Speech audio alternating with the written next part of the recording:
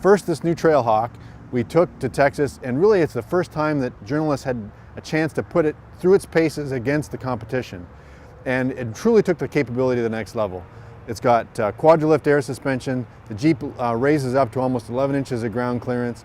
It's got these really aggressive Goodyear silent armor tires with Kevlar reinforcement that are just unstoppable. We had this one part of the trail that they ended up having to close near the end of the event because the other vehicles couldn't get up and it was causing too much grief.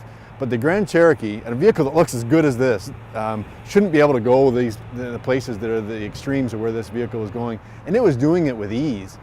With the Moab, people were blown away. We put a couple of extra pieces of four-wheel drive capability gear on that Jeep as well. And we really have positioned that Jeep between the Sahara and the Rubicon. Rubicon is still the epitome of what true capability means for Wrangler.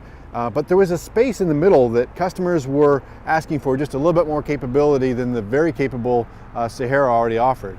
So we did that with the addition that we call Moab.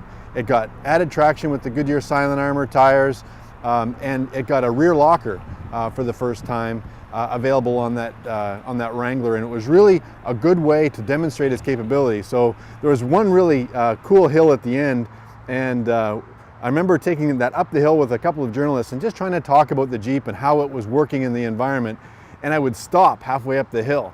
And the journalists would just look and say, "Are you sure you want me to stop?"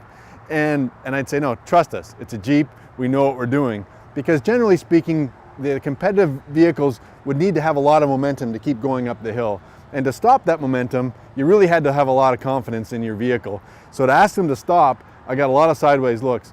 But it was amazing when they just engaged the rear locker, took their foot off the gas, used the hill ascent control, and just actually got the vehicle started again in a really, almost a non-event happened after that. And it was just, you're starting on a really crazy incline and the Jeep is just walking up the mountain like it's taking off from the start here for most vehicles. And it was kind of activities like that that just blew the journalist away and made sure that Wrangler got to the top of the ranks for the rewards.